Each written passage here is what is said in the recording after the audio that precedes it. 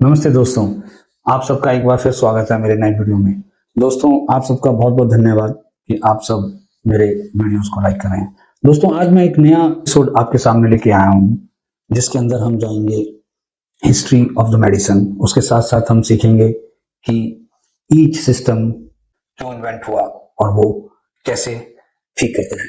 दोस्तों, हिस्ट्री का जो ये कॉन्सेप्ट मेरे दिमाग में आया वो आज के इस माहौल में आया कि जैसा कि आप सब जानते हैं कि हमारे भारतवर्ष में राम जन्मभूमि के ऊपर एक भव्य मंदिर का उद्घाटन हुआ है और 500 साल की जो एक राम के प्रति जो आस्था, जो मर्यादा पुरुषोत्तम श्री रामचंद्र जी महाराज, जिनका एक चरित्र हमको प्रेरणा देता है, उनके जन्म स्थान के ऊपर इतने संघर्ष के बाद हमारे अपने ही देश में जब ऐसा भवन निर्माण होता है और ऐसा मंदिर एक का निर्माण होता है तो बहुत अच्छा लगता है। उसका कारण यह है कि अगर आप किसी भी धर्म के साथ या किसी भी फाउंडर या प्रॉफिट के साथ इसको देखें तो जहां पर उनका जन्म हुआ वहां पर उनके बारे में एक कुछ ना कुछ एक म्यूजियम होता है।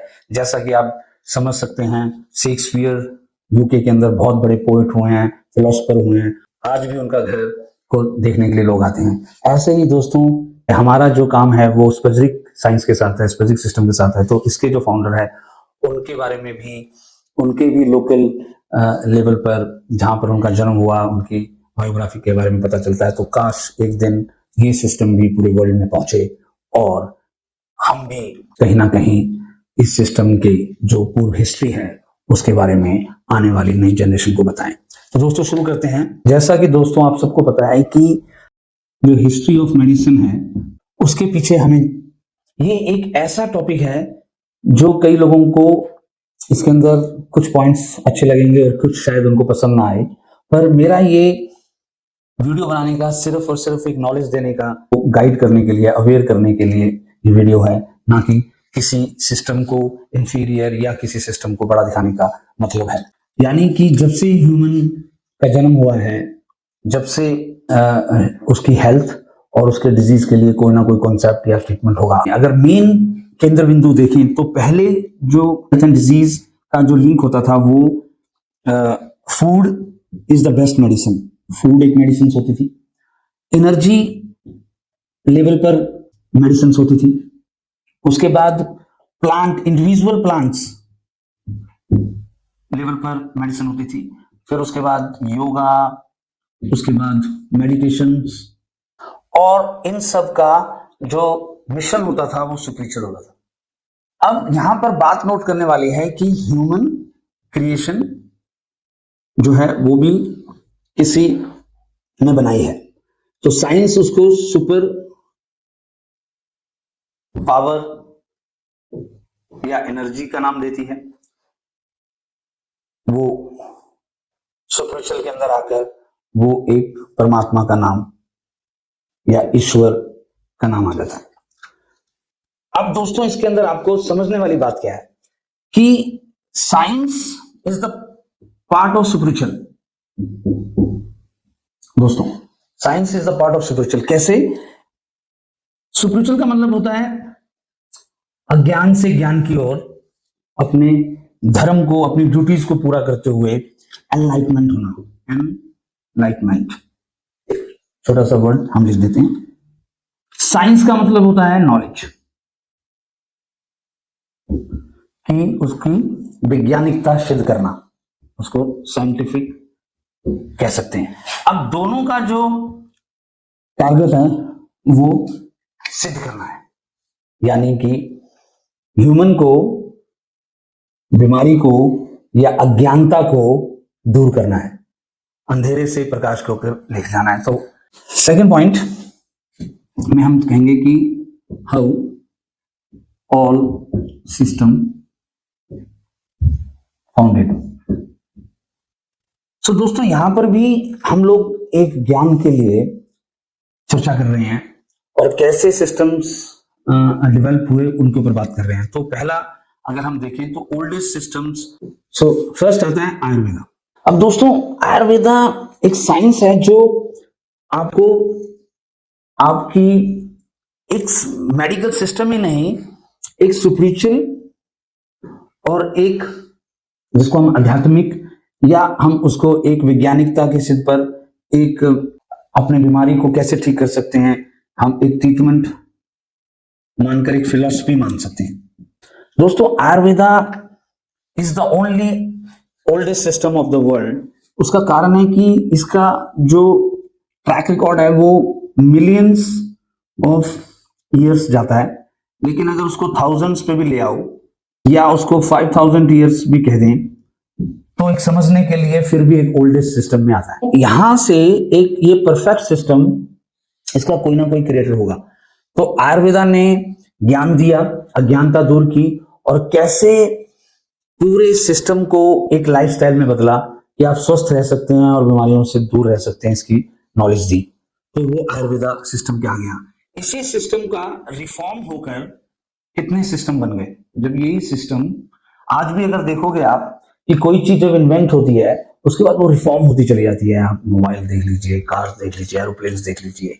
आज भी इस 21 सेंचुरी के अंदर, 21वीं शताब्दी के अंदर भी आप देखोगे कि आज भी चीजें कॉपी होती है या उसको कह सकते हैं कि फर्दर डेवलप होती है। तो उसके बाद वही सिस्टम आगे चलकर चाइनीज सिस्टम का रूप ले लिया, उसके बाद वो सिद्धा का रूप ले लिया, उसके बाद यूनानी का रूप ले लिया, और उसके बाद आप देखिए कि वो आगे चलकर एक एलोपैथी चिकित्सा हो गई, फिर उसके बाद वो होम्योपैथी हो गई।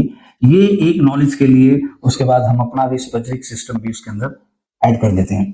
अब दोस्तों, आयुर्वेदा के अंदर लाइफस्टाइल था, योगा था, मेडिटेशन इसमें था, और प्लांट्स का स्कोप स्ट्रक्चर था, और ये ही रिफॉर्म किया गया। तो वो आगे चलकर जब स्प्रेड हुआ तो उसके कितने फॉर्म्स हो गए दोस्तों। अब इनका भी कहीं ना कहीं जो रिलेशन था वो स्पिरिचुअली प्लस साइंस, इन दोनों का मिश्रण होता है। अब दोस्तों, कैसे ये सिस्टम दूसरे सिस्टम्स के साथ रिफॉर्म हुआ, इसका मैं उदाहरण देता हूं। अगर आप फिलॉसफी देखें तो ये भी 5 तत्वों को मानता है, 3 तत्व उसमें से प्रधान है, वात पित्त कफ है। प्राण शक्ति को किस तरह से दूसरे चैनल्स के अंदर की कहा गया, चाइनीज के अंदर वाइटल एनर्जीज कहा गया, एक प्राण शक्ति को इसके अंदर, इस सिद्धा के अंदर अगर आप देखें तो ह्यूमर्स में वो भी वात पित्त कफ के ऊपर बात करते हैं। यूनानी के अंदर देखें तो 4 ह्यूमर्स जो आ जाते हैं वो भी इसके अंदर आ जाते हैं। फिर वो एलोपैथी को अगर हम थोड़ा सा समझें, वो हम समझेंगे कि कैसे वो भी डेवलप हुई। पहले वो भी किसी और फिलॉसफी को मदद करते थे। हिपोक्रेट्स फूड्स के ऊपर भी ट्राई करते थे, फिर केमिकल्स के ऊपर भी ट्राई करते थे, फिर आपका होम्योपैथिक कैसे बनी, और फिर स्पिरिचुअल कैसे बनी। और इसी के बीच में अगर हम ओल्डेस्ट आयुर्वेदा को देखें तो इसके अंदर अल्काइमी और रसायन पद्धति, ये भी एक बहुत बड़ी आर्ट विद्या होती थी, जिसको कि किस तरह से केमिकल्स को हम कैसे, मिनरल्स को प्लांट से लेकर कैसे हम उसको मेडिसिन के रूप में यूज कर सकते हैं। यहाँ तक कि कैसे चांदी, सोना को मेडिसिन के रूप में, आयरन को, लोहे को किस तरह से मेडिसिन बना सकते हैं, उसका एक बहुत बड़ा आयुर्वेदा के अंदर और हमारे जो अदर सिस्टम्स है मेन उसके अंदर देखने को मिलता था। उसके बाद ये एशिया के अंदर, जैसे कि हमने बताया कि एशिया के अंदर काफी प्रचलित था, उस समय वेस्टर्न लेवल पर नहीं था। तो अब पॉइंट हमारा है सिस्टम्स का निर्माण कैसे हुआ। तो जैसे कि हम जानते हैं कि एशिया से, भारत से सारी विद्याएं भारत से निकलकर इजिप्ट गई, इजिप्ट से वो रोम गई, रोम से वो यूरोप गई, और यूरोप से वो अमेरिका गई, और उसके बाद वो दोबारा से भारत आ रही है। दोस्तों, ये एक ऐसा टॉपिक है जिसके अंदर बहुत ज्यादा नॉलेज और एक अलग से वीडियो की जरूरत है, पर हमारा टॉपिक है कि सिस्टम्स की कैसे बने। अब दोस्तों, अब ये हमारा एशिया पार्ट हो गया, तो एक दूसरा पार्ट यहाँ पर यूरोप हो गया और हमारा अमेरिका हो गया, या इसको हम लोग और अच्छे से समझ सकते हैं कि कैसे वेस्टर्न वर्ल्ड के अंदर हम लोग किस तरह से वो हम वेस्टर्न वर्ल्ड के अंदर आए। अब यहां पर आप देखोगे तो सिस्टम के नाम पर बहुत अलग अलग तरीके चल रहे थे। अगर आप आज से 200 साल पहले या 300 साल देखेंगे तो यूरोप के अंदर आप देखेंगे कि जो ट्रीटमेंट होता था, अगर एलोपैथी की बात करें तो उस समय वहां पर बड़े ग्रीक को लेकर बड़े सिस्टम चल रहे थे कि 4 तरह के ह्यूमर्स होते हैं, जिसके अंदर हम लोग बोलते हैं येलो फ्लैम, उसको फ्लैम कह देते हैं, उसको yellow while and black while, और उसके अंदर फिर हमारा आ जाता है पित्त। उसको एक तरह से वो सारे जो similar to the Asian system. और उसके बाद कैसे वहां पर जब एलोपैथी के हिपोक्रेट्स ने फूड को, और फिर उसमें से अगर उनको रिजल्ट नहीं मिले तो उन्होंने कैसे ब्लड लेटिंग, यानी कि कोई बीमार हो जाता था तो उसका ब्लड निकालते थे, कट मार के उसको ब्लड निकालते थे। कोई बीमार हो जाता था तो उसको वोमिट करवाते थे, कोई उसको बहुत पॉइजन खिलाकर उसको वोमिट कराते थे। इसके साइड इफेक्ट्स होने लग गए, इसके साइड इफेक्ट्स में डेथ्स भी होने लग गई, ह्यूमन डिजीज को ट्रीट करते करते डेथ्स होने लग गई।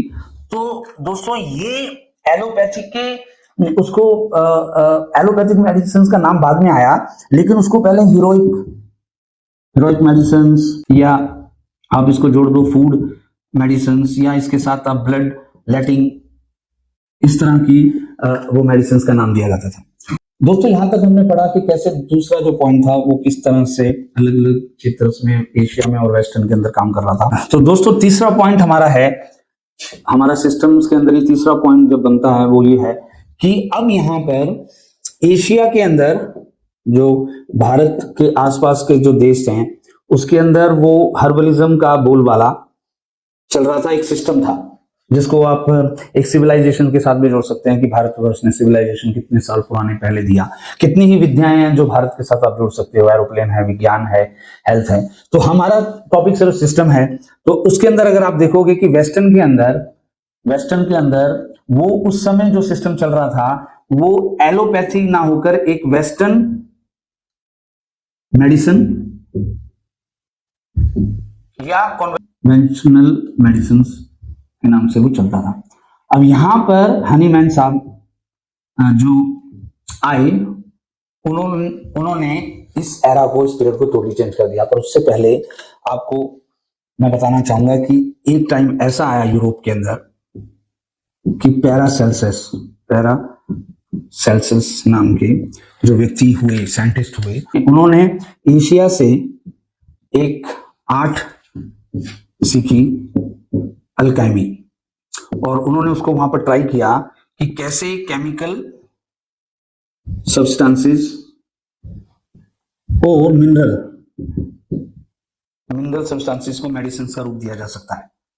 और दोस्तों यहां पर वो आपको याद दिला दूं कि वो हम लोग उसके अंदर हमारी जो विद्या थी बहुत पूर्ण साइंटिफिक थी कि कैसे आयरन से मेडिसिन बनती थी, कैसे सिल्वर से मेडिसिन बन जाती थी, आज भी कैसे गोल्ड से मेडिसिन बन जाती थी, और हेल्थ रिस्टोर हम करते थे। वही ट्राई पैरासेल्सस ने अल्काइमी के नाम से किया, लेकिन वहां पर इनकम्प्लीट रहा। लेकिन मजे की बात यह है कि इसी के दौरान उन्होंने जो साइंस को रीनेम कर दिया, उसको वो स्पजरिक कह दिया दोस्तों। तो स्पजरिक आर्ट का लिंक कहीं ना कहीं अल्काइमी से आ गया, और अल्काइमी का लिंक हमारे भारत से आ गया। दोस्तों ये तो आपका यहां तक क्लियर हो गया। अब पैरासेल्सस को आज भी यूरोप के अंदर ग्रैंडफादर ऑफ फार्मेसी कहा जाता है, या फादर ऑफ फार्मेसी कहा जाता है। ग्रैंड मैंने इसलिए कहा क्योंकि उसके बाद हनीमैन आ गए, उसके बाद काउंट मैटिजी आ गए। तो अगर हम उसको देखें तो वो फार्मेसी और स्पजरिक के बहुत बड़े ज्ञाता हम माने जाएंगे। तो दोस्तों यहां आकर फिर वो वेस्टर्न के अंदर एक बड़ा युग आया, जो कि पहले जो स्ट्रगल कर रहा था, और अचानक पैरासेल्सस के करीब 300 साल बाद हनीमैन जी आते हैं। जो फोर्थ बिंदु है उसके ऊपर हम लोग बात करते हैं कि यूरोप के अंदर एलोपैथी, जिसको वेस्टर्न मेडिसिन कहा जाता था, और फिर हनीमैन जी आते हैं, और वो एलोपैथी के साइड इफेक्ट से खुश ना होकर एक होम्योपैथिक चिकित्सा को पढ़ते हैं, और उसका लिंक कहीं ना कहीं पैरासेल्सस और हर्बलिज्म पे आ जाता है। और अगर उसको दूसरे तरीके से अगर मैं समझाऊं तो वो टॉपिक नहीं है, लेकिन अगर हम होम्यो वर्ड का मतलब ध्यान से समझे तो सिमिलर होता है, और सिमिलर का वर्ड हमारे आयुर्वेदा टेक्स्ट के अंदर उसको मिलता है। तो कहीं ना कहीं हनीमैन जी नहीं, वो उसको ध्यान में रखकर होम्योपैथी बनाई, और जिसका मेन कारण था कि साइड इफेक्ट ना होकर वो सीधा और सीधा डायलूटेड मेडिसिन पर आए। दोस्तों उन्होंने भी अर्क विद्या ली, वो हमने कई अपने वीडियो में बताया। तो कहने का मतलब है कि उन्होंने डायलूटेड कर दी, तो होम्योपैथी का जन्म हुआ। अब ये दोनों में अंतर करना चाहते थे, क्योंकि वो एक वेस्टर्न मेडिसिन और कन्वेंशनल मेडिसिन के डॉक्टर थे, फार्मासिस्ट थे। तो उन्होंने इन दोनों को अलग करने के लिए, हनीमैन साहब ने इन दोनों को अलग करने के लिए जो एलोपैथी स्ट्रगल कर रहा था उसको एक नाम दे दिया, जो वेस्टर्न मेडिसिन चल रही थी उसको एक एलोपैथी का नाम दे दिया, और अपनी दवाइयों का नाम होम्योपैथिक रखा, जो बिना साइड इफेक्ट्स के एक रेगुलेशन आ गई मार्केट के अंदर। अब दोस्तों हमारा जो ट्रीटमेंट था, वो जो हर्बलिज्म था, जो आयुर्वेदा था, वो एशिया में ही रह गया, और यूरोप के अंदर ये दो सिस्टम के अंदर एक बहुत बड़ी क्रांति आ गई। तो अब इस क्रांति के साथ, एक रेवोल्यूशन के साथ ये पैरेलल चलने लगे। अब ये एलोपैथिक मेडिसिन बन गई, जिसका नामकरण हनीमैन जी ने रखा, और होम्योपैथिक देखते ही देखते 1796 यानी कि 1800 ईस्वी से लेकर पूरा 19 को एक तरह से ऑक्युपाइड कर दिया, और जोर से उसके ऊपर जोर शोर से होने लगा। अब बात यह है कि वो रिफॉर्म हो गया। जो आयुर्वेदा थी, एल्काइमी थी, वो यूरोप आके एल्काइमी स्पजरिक बन गई, स्पजरिक फिर वो रुक गई पैरासेल्सस के टाइम से, फिर वो जाके यूरोप के अंदर एलोपैथी के अंदर एक्सपेरिमेंट्स हो रहे थे। और दोस्तों आपको यहां तक हैरानी होगी कि एलोपैथिक भी, पहले की पुरानी एलोपैथिक भी फॉर ह्यूमर उसको मानती थी। पहले की जो एलोपैथी थी वो भी पहले फॉर ह्यूमंस को मानती थी, वो भी येलो ब्लड और ब्लैक बाइल्स के ऊपर काम करती थी। लेकिन वो धीरे धीरे जब हनीमैन जी ने एक डिजीज को ट्रीट करने का एक बहुत शानदार सिस्टम दिया, तो वो धीरे धीरे धीरे अलग होकर वो एक ग्रुप अलग रिसर्च पे चला गया। पांचवा जो हमारा केंद्र बिंदु है, वो किस तरह से एक रूप ले गया कि वहां पर जो एक आयुर्वेदा के जो सिस्टम थे वो एशिया के अंदर चल रहे थे, और कैसे यूरोप के अंदर जो वेस्टर्न मेडिसिन थी, हनीमैन के बाद वो एलोपैथी के अंदर आ गई, और एलोपैथी के पैरेलल में एक हनीमैन साहब ने एक साइंस खड़ी कर दी जिसका नाम होम्योपैथिक रखा। और होम्योपैथिक के बाद ये दो सिस्टम्स की जगह 3 सिस्टम पैरेलल चलने लगे।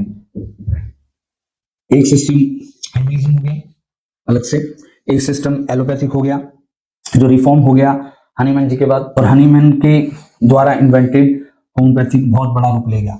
अब दोस्तों जो हनीमैन जी ने किया, वो ही हनीमैन जी के जब सिस्टम बहुत चरम सीमा पर जा रहा था, तो रेवोल्यूशन आ रही थी, तो एक और आत्मा का उदय होता है जिसका नाम है काउंट मैटेई जी। तो ये होम्योपैथिक से बड़े इंप्रेस होते हैं, नेचुरल लवर हैं, फॉलो करते हैं नेचर्स को, और एलोपैथी के साथ उनका कुछ एक्सपीरियंस रहा उनकी मदर के साथ। तो दोस्तों कहीं ना कहीं काउंट मैटिस जो थे, उन्होंने एरा ही बदल दिया, युग ही बदल दिया। जैसे कि एक व्यक्ति की एक शुद्ध आत्मा, एक पवित्र आत्मा जब आती है तो पूरा एरा बदल जाता है। जिस तरह से हमारे जो ऋषि मुनि, जो चरक विद्या, या आप उसके अंदर आप देखोगे कितने ऋषियों का धन्वंतरी एक देवात्मा हमें कहा जाता है। उसके बाद वो पैरासेल्सस ने कैसे वेस्टर्न के अंदर वो फार्मेसी मिलाई, फिर कैसे होम्योपैथिक एक बनी हनीमैन के थ्रू। अब काउंट मैटी जी ने पूरे सिस्टम्स को पढ़ना स्टार्ट किया, तो उनकी पहली नजर एशिया पे गई, फिर उनकी नजर पैरासेल्सस पे गई, और उन्होंने स्पजरिक को बड़े ध्यान से पढ़ा, और उसके बाद वो ग्रीक को उन्होंने बड़े ध्यान से पढ़ा। एलोपैथी को वो कंसीडर कर ही रहे थे क्योंकि वो उस समय साइड इफेक्ट्स के साथ चल रही थी, और होम्योपैथी के उन्होंने डायलूशन और लॉज ऑफ सिमिलर को पढ़ा। तो उनको एक ऐसा ख्याल आया, एक ऐसा पॉइंट मिला कि जहां उन्होंने पूरे वर्ल्ड को बदल के रख दिया, कि उन्होंने एक ऑल इन वन सिस्टम की फाउंडेशन रख दी दोस्तों।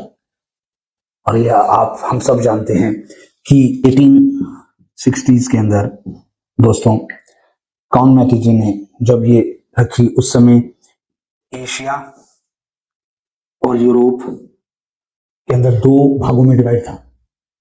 एलोपैथी वहां से डिवेल्प होना स्टार्ट हुई, रिसर्च होना स्टार्ट हुई, जब होम्योपैथिक और स्पजरिक स्टार्ट गेनिंग पॉपुलैरिटी। दोस्तों क्या हुआ कि एलोपैथिक जो स्ट्रगल कर रहा था शुरू में सिस्टम, उसके अंदर रिसर्च एंड डेवलपमेंट इतनी स्टार्ट हुई कि वो एक ग्रुप ऐसा बना कि आकर 2 ग्रुप बन गए। 6th नंबर पर हमारे पास जो समरी आती है वो आती है कि ये नंबर 1 चल रहा था एशिया में, और ये यूरोप में चल रहा था, बहुत फेमस हो गया नंबर 2 पे। तीसरे नंबर पर एलोपैथी जो स्ट्रगल कर रही थी वो चल रही थी, और उन्होंने रिसर्च स्टार्ट की और पूरा पढ़ा, और उसी के पैरेलल में इन सबको बहुत नियरली वॉच कर रहे थे काउंट मैटी जी, जो कि ओल्ड फिलॉसफी और न्यू फिलॉसफी को बड़े ध्यान से पढ़ रहे थे। तो दोस्तों हुआ क्या कि आपके सामने ये जो सिस्टम कर्म चल रहा था, अचानक एलोपैथी जो सिस्टम है वो इतनी रिसर्च की, उसने इतनी रिसर्च की, अपनी गलतियों से सीखा, और यहां तक कि वो नंबर 1 बन गया, आज वो मेन स्ट्रीम बन गया। दोस्तों कैसे उन्होंने जो एक सिस्टम स्ट्रगल कर रहा था, किस तरह से उन्होंने एक सिस्टम बनाकर जो लास्ट चल रहा था वो नंबर 1 पे आ गया, और जो हमारा सिस्टम था वो एक ट्रेडिशनल मेडिसिन में चला गया, और कैसे वो एक एशिया में सिमट कर रह गया, और कैसे जो स्ट्रगलिंग उस समय के जो न्यू सिस्टम थे होम्योपैथिक और सर्जरी, हमारा सिस्टम जो था वो कैसे इन दोनों के बीच में रह गया, और कैसे ये नंबर 2 पे रहा और ये फिर नंबर 3 पे आ गया, और किस तरीके से इसको सब सिस्टम्स का एक ही ध्येय हुआ कि how to treat human soul या सफरिंग सोल। अब दोस्तों कैसे वो सिस्टम एक न्यू सिस्टम में तब्दील हुआ, और कैसे वो सिस्टम हमारे पास आके कि जो सिस्टम एलोपैथी उस समय स्ट्रगल कर रहा था वो कैसे नंबर 1 बना। अब जो नंबर 1 हमारा सिस्टम है वो एलोपैथी, और दूसरे सिस्टम पर होम्योपैथी, और तीसरे सिस्टम पर आपका हर्बल, तीसरे सिस्टम पर हर्बल सिस्टम के अंदर सारे सिस्टम आ गए, ऑल सिस्टम्स, और कहीं ना कहीं इसके साथ पैरेलल में स्पेसिफिक चल रहा है। तो दोस्तों उसका कारण ये था कि रिसर्च डेवलपमेंट अपनी गलतियों से सीख लेकर कितनी ही दवाइयों को बनाया और कम किया। दोस्तों अब हम यहाँ पर पढ़ते हैं कि कैसे एलोपैथिक नंबर 1 बना, और वो मेन स्ट्रीम में आज पूरे वर्ल्ड में मेन स्ट्रीम ट्रीटमेंट है, और कैसे होम्योपैथिक सेकंड लार्जेस्ट सिस्टम पूरे वर्ल्ड में चल रहा है, और 3rd नंबर पर हर्बलिज्म में कितने ही ग्रुप हैं जो चल रहे हैं, उसके अंदर आयुर्वेदा भी आ जाता है और अलग अलग आ जाते हैं, पर हकीकत यह है कि मेन स्ट्रीम और सेकंड लार्जेस्ट सिस्टम होम्योपैथिक है, और 3rd में हर्बल आता है। अब दोस्तों इसके बाद हमें सीखने वाली बात है कि इसके अंदर भी कंटिन्यूटी रिसर्च चलती रही, अपडेट होता रहा, इसके अंदर भी अपडेट होता रहा, लेकिन कम हुआ। इसके अंदर जो सिस्टम पीछे चल रहा था वो सिस्टम के अंदर आज तकरीबन 590 या इसके आसपास मेडिसिन बनी, न्यू टेक्नोलॉजी को साथ जोड़ा गया, एक्सरे, ईसीजी और स्कैन्स, सीटी स्कैन्स, कैसे एक किस तरह से एक डायग्नोस्टिक पावर जो कभी किसी जमाने में एलोपैथी स्ट्रगल करता था, जो हमारे ही सिस्टम की तरह करता था, आज वो नंबर 1 बना। कैसे होम्योपैथिक ने बिना साइड इफेक्ट्स के एक मेडिसिन दी, डायल्यूशंस की पद्धति दी पूरे वर्ल्ड के अंदर, किस तरह से वो डायल्यूशन पद्धति हुई, और किस तरह से हर्बलिज्म को एक स्पिरिचुअल और मेडिसिन के साथ साथ वे ऑफ लाइफ जोड़ा गया। अब दोस्तों अगर आप देखोगे कि ये जो प्रैक्टिशनर्स हैं, हम क्रिटिसाइज एलोपैथिक डॉक्टर्स को करते हैं, लेकिन कहीं ना कहीं इनडायरेक्टली रूप में होम्योपैथिक वाले डॉक्टर्स और हर्बल वाले डॉक्टर्स और सारी साइंस के जो ट्रेडिशनल साइंस हैं वो कहीं ना कहीं डायग्नोसिस जो है वो कहीं ना कहीं एलोपैथी के ऊपर आकर निर्भर रह जाता है। हालांकि होम्योपैथी का एक डायग्नोज करने का अलग तरीका है, एक हर्बलिज्म के अंदर, आयुर्वेदा के अंदर एक अलग तरीका है जिसको कि और ज्यादा हम लोग बना सकते हैं। नाड़ी विज्ञान से ही सारे स्कैन सिस्टम्स और एक्सरे सिस्टम्स बने, टेक्नोलॉजी बनी, लेकिन वो क्या कारण है कि एलोपैथी ने अपनी गलतियों से सीखकर नंबर 1 बनाया, और क्यों अगर हम कई मुल्कों में देखें, एशिया के अंदर आज भी देखें, तो एलोपैथिक सिस्टम को काफी तवज्जो दी जाती है, और यहाँ तक कि कुछ दूसरे सिस्टम के मेडिसिन वाले भी एलोपैथी देते हैं। लेकिन यूरोप और यूरोप में ऐसा बिल्कुल नहीं होता। एक ट्रेडिशनल नेचुरल हेल्थ प्रैक्टिशनर कभी भी एलोपैथी की दवाइयां नहीं दे सकता। वो कहीं ना कहीं प्योर अपने ही प्रैक्टिस कर रहा है, अपने ही उसमें होम्योपैथिक है तो वो होम्योपैथी प्रैक्टिस कर रहा है, अगर हम स्पजरिक हैं तो हम स्पजरिक में प्रैक्टिस कर रहे हैं, और कोई आयुर्वेदा है तो वो आयुर्वेदा के ही प्रोडक्ट यूज कर रहा है। वो मिक्स नहीं कर रहा, और ना ही वो क्रिटिसाइज कर रहा है एलोपैथी को। वो किसी तरीके से अपने साइंस के अंदर एक बहुत बड़ा सिस्टम को वापस दे रहा है कि वो अपने ही सिस्टम पर है। पर कहीं ना कहीं हमारे अपने मुल्क में, एशिया में, भारत में अगर आप देखें तो एलोपैथिक को भी ढंग से नहीं किया जा रहा, उसमें भी बहुत कमियां हैं। और उसके अंदर भी आपको एक छोटा सा उदाहरण देता हूं कि यूके के अंदर, यूरोप के अंदर आप एंटीबायोटिक जो एलोपैथिक मेडिसिन है, या कोई एक ऐसा मेडिसिन है बिना प्रिस्क्रिप्शन के नहीं ले सकते। चाहे आप कितना भी रिक्वेस्ट कर लीजिए, आप कितना भी कुछ कर लीजिए, वहां पर आप एक एलोपैथिक मेडिसिन जो प्रिस्क्रिप्शन से मिलती है वो नहीं ले सकते जब तक वो डॉक्टर नहीं कहेगा। यानी कि कोई भी केमिस्ट अपनी एलोपैथिक मेडिसिन को डायरेक्टली नहीं बेच रहा। होम्योपैथिक डॉक्टर्स जो हैं, किसी भी इंडिया की कंपनी या एशिया की कंपनी की मेडिसिन यूके यूरोप में नहीं यूज करते।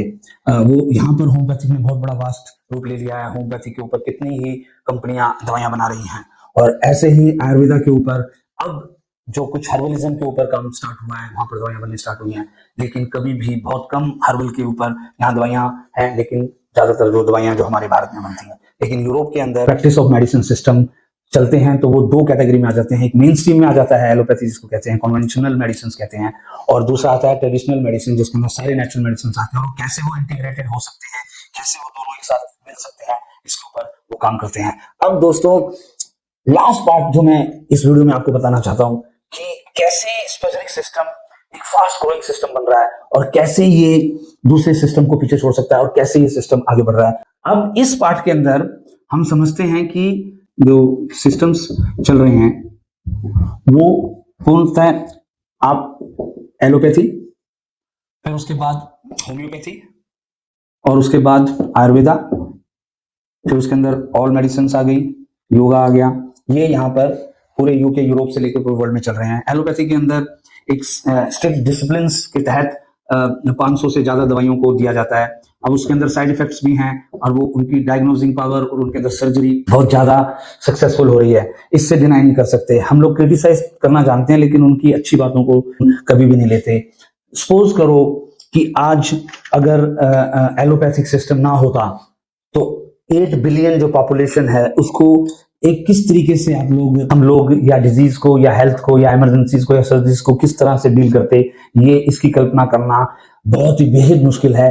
कड़वा सच है ये दोस्तों। सो एलोपैथिक को समझना बहुत जरूरी है। एलोपैथिक साइंस है, यहां तक कि मैं मानता हूं जितनी भी विद्याएं हैं, जितनी भी साइंस है, जैसे मैंने पहले कहा कि साइंस और स्पिरिचुअल दोनों एक है। परमात्मा इटसेल्फ इज ए साइंस, और उसमें से ही साइंस को अलग कर दिया और स्पिरिचुअल अलग कर दिया। तभी हम लोग कहीं ना कहीं स्ट्रगल कर रहे हैं। पर अलग आकर ये सारी जो विद्याएं बनाई है वो परमात्मा ने बनाई है। तो एलोपैथिक कहीं ना कहीं सफरिंग सोल्स को बहुत ज्यादा इमरजेंसीज को डील करती हैं, और सर्जरीज के थ्रू कितना काम करती हैं। तो साइड इफेक्ट्स जो होते हैं वो उसके ऊपर भी वो एडमिट करते हैं। वो कितने अपने डिसिप्लिन के अंदर भी स्ट्रिक्ट हैं कि वो दवाइयों को अननेसेसरी नहीं दे रहे, और वो एक्सेप्ट करते हैं कि हमारे सिस्टम के अंदर साइड इफेक्ट है और हम किस तरीके से इसको दूर कर रहे हैं, कैसे वो डेवलप कर रहे हैं, कैसे कैसे मेडिसिन। और वो क्योर नहीं कर सकते तो वो क्योर नहीं बोलते। अब होम्योपैथी के अंदर कितने ही मेडिसिन, 6000 मेडिसिन चल रही हैं, और उसके अंदर कॉम्प्लेक्स होम्योपैथिक हो गया, उसके अंदर क्लासिकल होम्योपैथिक हो गया, उसके अंदर सॉल्ट टिश्यूज जो मेडिसिन हैं, और उसके अंदर कितनी मेडिसिन चल रही हैं, कितने डायल्यूशन हो गए हैं, 6x से लेके 10m, इतना डायल्यूशन हो गया है कि वो एक, मैंने अपने दूसरे वीडियो में बताया। पर कहने का मतलब है कि होम्योपैथिक के अंदर भी डायग्नोज के अंदर स्ट्रगल हो रही है, सिम्टम्स को ठीक किया जा रहा है। एक सिस्टम नहीं है जिसके अंदर एक तरह की कोई डाटा हो जिसके अंदर वो ठीक कर सके। दोस्तों, अब रहा जाता है जो आयुर्वेदा, और उसके अंदर जो प्राचीन आयुर्वेदा है, मैं कहता हूं जो पुरानी नाड़ी विज्ञान है वो लुप्त हो गया, वो डिसअपीयर्ड हो गया। वो कहीं ना कहीं फिलॉसफी और ये दोबारा से विश्व का, वर्ल्ड का नंबर 1 सिस्टम बन सकता है। उसके लिए दोस्तों आयुर्वेदा के अंदर साइंटिफिकता भी है, वैज्ञानिकता भी है, प्लांट से भी जुड़ा हुआ है, नेचर से भी जुड़ा हुआ है, स्पिरिचुअलिज्म भी है। लेकिन दोस्तों कहीं ना कहीं हमें इसके ऊपर खोज करनी पड़ेगी। अब दोस्तों उसके अंदर भी आप देखोगे 2000 प्लांट से लेकर दोस्तों 7000 प्लांट्स के ऊपर रिसर्च हो चुकी है, और कितने ही अनगिनत थाउजेंड्स प्लांट बेस्ड मेडिसिन बन चुकी हैं। दोस्तों कहने का मतलब यह है कि सिस्टम्स चल रहे हैं, लेकिन बीमारियां भी बढ़ रही हैं और बीमारियों के ऊपर काबू भी किया जा रहा है। तो कहीं ना कहीं हर सिस्टम की एक देन है, उसको पहचानना पड़ेगा। फॉर एग्जाम्पल अगर हम होम्योपैथी की कोई एक ऐसी दवाई लें जो कि कई बीमारियों को ठीक कर सकती है, अगर पूरी पॉपुलेशन 1 बिलियन पॉपुलेशन के करीब होने जा रही है, अगर उसको अगर दवाई चाहिए तो क्या हम फुलफिल कर पाएंगे? क्या आयुर्वेदा प्लांट से बनी हुई मेडिसिन को फुलफिल कर पाएगा? ये एक रिसर्च और एक हेल्थी डिस्कशन का विषय है। एलोपैथिक कर रहा है already, they are proving it, either वो ठीक करती है कि नहीं करती। कहने का मतलब ये है दोस्तों कहीं ना कहीं हमें परहेज करना चाहिए। कितने ही ऐसे केसेस हैं जो ट्रेडिशनल मेडिसिन, नेचुरल मेडिसिन से ठीक नहीं हो सकते, कितने ही एलोपैथिक के डॉक्टर्स हैं जो एक्सेप्ट करते हैं। अब किस तरह से इन दोनों साइंसों के अंदर ब्रिज बने, उस पर काम होना चाहिए। अब दोस्तों आता है स्पजरिक। अब अगर आप स्पजरिक को पढ़ेंगे, और स्पजरिक शब्द मैंने आपको बताया कि क्यों मैं लेता हूं, ये हमारा सिस्टम के अंदर स्पजरिक एक ऐसा सिस्टम है जिसके फाउंडर ने इन सब सिस्टम्स को पढ़ने के बाद बनाया, और ये एक ऑल इन वन सिस्टम बन सकता है। इसका बनाने का तरीका कितना ओल्ड है, हमारी दवाइयों को बनाने का कितना सिस्टम ओल्ड है। ये अगर आप जाओ 500 साल पहले तो पैरासेल्सियस को ही हो गए स्पजरिक को बनाए हुए। अब पैरासेल्सियस की थ्योरी को देखें तो वो अल्काइमी से जुड़ती है, जो हजारों साल से है, लाखों साल से, करोड़ों साल से जुड़ गई। तो ये सिस्टम और वेरी पावरफुल मेकिंग है। अब अगर आप देखो कि स्पजरिक जो सिस्टम है उसकी जो बनाने की जो विधि है वो बहुत पावरफुल है। उसके अंदर स्पिरिचुअलिज्म भी है, उसके अंदर वैज्ञानिकता भी है, उसके अंदर नेचर्स भी है, प्लांट्स को ही रखा दोस्तों। अब देखिए कि उसको बनाने वाला, स्पजरिक को रीइन्वेंट करने वाला काउंट मैटे, देखिए दोस्तों उन्होंने ज्ञान दिया। अब होम्योपैथिक इसके अंदर जो तरीका है वो होम्योपैथिक है, स्पजरिक के अंदर देने का तरीका होम्योपैथिक है, लेकिन दूसरी साइंस है।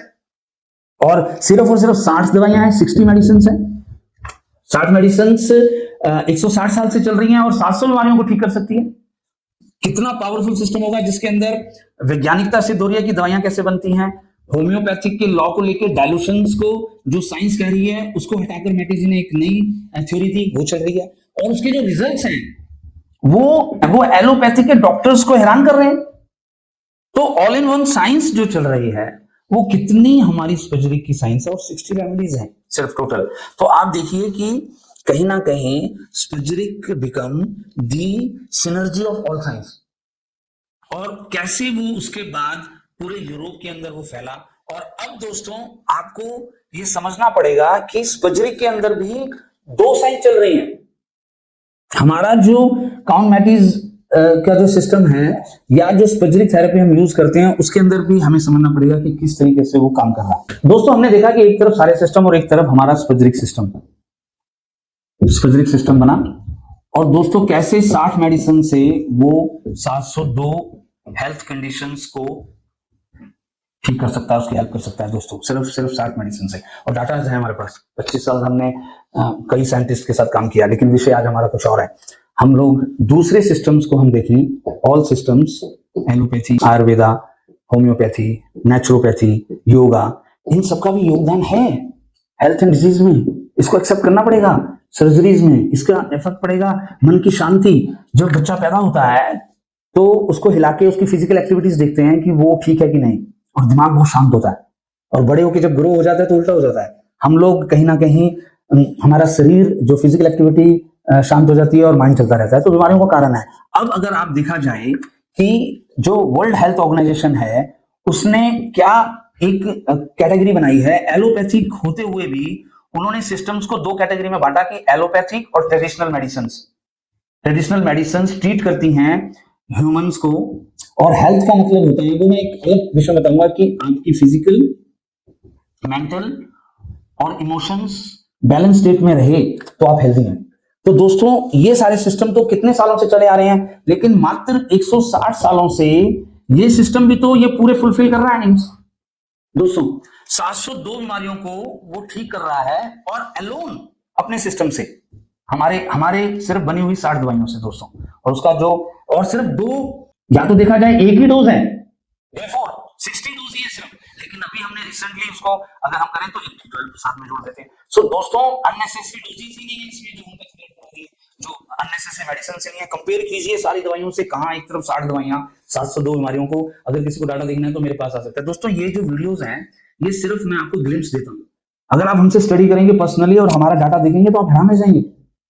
एक तरह से आपको मैं सारे सिस्टम्स पढ़ा दूंगा हमारे ही सिस्टम के अंदर, तो आप ऑल इन वन बन जाएंगे, एक्सपर्ट बन जाएंगे, ऑलराउंडर बन जाएंगे। आप बॉलिंग भी कर सकते हैं, बैटिंग भी कर सकते हैं, और उसके बाद फील्डिंग भी बहुत अच्छी कर सकते हैं। तो आपको फिर नंबर 1 टीम होने से, खिलाड़ी होने से कोई नहीं रोक सकता। तो उसी तरीके से दोस्तों हमने ये देखा। अब हो क्या रहा है, अब हो रहा है कि एक हमारे सिस्टम्स के अंदर एक तर्क कुतर्क चल पड़ा कि किस तरह से ये सिस्टम आप नहीं करते, ये हम नहीं करते, इस तरह से चल पड़ा। दोस्तों आप ये देखिए कि एक फिलॉसफी हमें दी, और उस फिलॉसफी के अंदर मैंने उसको स्पेसिफिक कैटेगरीज में रखा थेरेपी में। अब मुझे बताओ थेरेपी का मतलब और पैथी का मतलब तो एक ही है ना, अगर उसका डेफिनेशन अलग अलग है लेकिन उसका मतलब तो एक ही है ना। उसका पैथी का मतलब है डिजीज को ठीक करना है, और थेरेपी का मतलब है ट्रीटमेंट कैसे हील करेगा। तो ये दोनों का मतलब है। अब आयुर्वेदा के साथ तो पैथी लगानी, इसका मतलब क्या वो सिस्टम मेडिसिन नहीं है। आयुर्वेदा के साथ हमारे पास क्या चल रहा है, एक तरह से हम देखा देखी कर रहे हैं कि एलोपैथी के साथ लगा हुआ है, पर एलोपैथी के अंदर कितनी पैथियां हैं, कितनी ही वो मिश्रण कर रहे हैं थेरेपी के साथ, वो भी तो देखो। लेकिन आप ये देखिए कि आयुर्वेदा के अंदर तो पैथी लगा नहीं, सिद्धा के अंदर तो लगा नहीं, यूनानी के अंदर तो लगा नहीं, योगा के अंदर तो पैथी नहीं लगा। तो क्यों जाते हो, पेड़ क्यों गिन रहे हो, आम खाने से मतलब है ना। हमारा एक सिस्टम है, उसको हम किसी और संज्ञा में न रख के हमने उसको स्पेसिफिक थेरेपी कर दिया, जो कि हमारा सिस्टम है। अब हो क्या रहा है कि स्पेसिफिक एक अलग से सिस्टम दिया है जिसका कोई प्रिंसिपल नहीं है, वो मेकिंग ऑफ मेडिसिन है बस। दोस्तों अब स्पेसिफिक सिस्टम जो हमारा है, और एक स्पेसिफिक सिस्टम जो सिर्फ एसेंस यूज करता है। दोस्तों इसके अंदर सिर्फ प्लांट ही प्लांट यूज होते हैं, इसके अंदर प्लांट्स का भी एक्सट्रैक्ट निकलने लग गया, मिनरल्स का भी निकल गया, और एनिमल्स का भी निकल गया। पहले तो ये यहाँ पर ही गलत हो गया, अब इसके अंदर भी इसको वेरी इक्वल टू हर्बल हो गया, ओके, क्योंकि इसके अंदर कोई डोज नहीं है। वो जैसे एक आयुर्वेदा का, एक हर्बल का जो डोज होता है वही जो डोज है स्पेसिफिक का। सिंगल प्लांट को अपनी स्पेसिफिक साइंस आर्ट है, इसमें कोई दो राय नहीं, इसमें अंदर कोई दो राय नहीं कि स्पेसिफिक एक आर्ट है। लेकिन दोस्तों वो स्पेसिफिक एसेंस अकेला लेके कैसे चलोगे आप, वो तो और सारे सिस्टम कर रहे हैं। एलोपैथी कर रहा है, वो कितने ही प्लांटों से दवाइयां बना रहा है, होम्योपैथी कर रहा है, वो आयुर्वेदा कर रहा है, हर्बलिज्म कर रहा है। तो स्पेसिफिक अकेला मेडिसिन जो है, वो अकेला जो सिस्टम है वो अलग चला गया। लेकिन हमारा जो सिस्टम है, स्पेसिफिक थेरेपी का जो सिस्टम है, इसकी एक फिलॉसफी है, इसकी एक हिस्ट्री है, और ये ऑल इन वन साइंस है, जो कि आपको बताया कि हर्बलिज्म, आयुर्वेदा, अल्काइमी कह सकते हैं उसको, और होम्योपैथिक को मिलाकर सिनर्जी पैदा करता है। और मात्र 60 मेडिसिन से कॉम्बिनेशन जो है वो 702 बीमारी को ठीक करते हैं। और ये आपका इंडिविजुअल आ गया, सिंगल प्लांट्स और सिंगल डिजीज को ठीक कर रहा है, और ये तो पहले ही होता आ रहा है। तो इसलिए दोस्तों हमारा जो स्पेसिफिक सिस्टम है, उसकी एक फिलॉसफी है, उसका एक डाटा है, उसको हमने एक रिसर्च करके दोबारा से आपके सामने लाया। तो वो जो स्पेसिफिक सिस्टम है उसको समझने की कोशिश कीजिए, उसको हम लोग आप तक लाना चाहते हैं। वो आके हमसे आप मिलोगे, देखोगे, तब जाके आपको समझ आएगा कि हम क्या कर रहे हैं। इसलिए दोस्तों ये आज का मेरा वीडियो था, हिस्ट्री ऑफ मेडिसिन एंड कैसे सिस्टम डेवलप हुए, और आशा करता हूं कि आप सबको ये पसंद आया। कोई सवाल हो और कोई आप हमसे जुड़ना चाहें तो आप उसके लिए हम लोगों को ईमेल कर सकते हैं, हमें कमेंट्स लिख सकते हैं, और ज़्यादा से ज़्यादा अगर आप शेयर करोगे तो दोस्तों एक अच्छी चीज़ हर किसी के पास पहुंचेगी। इसी शब्दों के साथ धन्यवाद।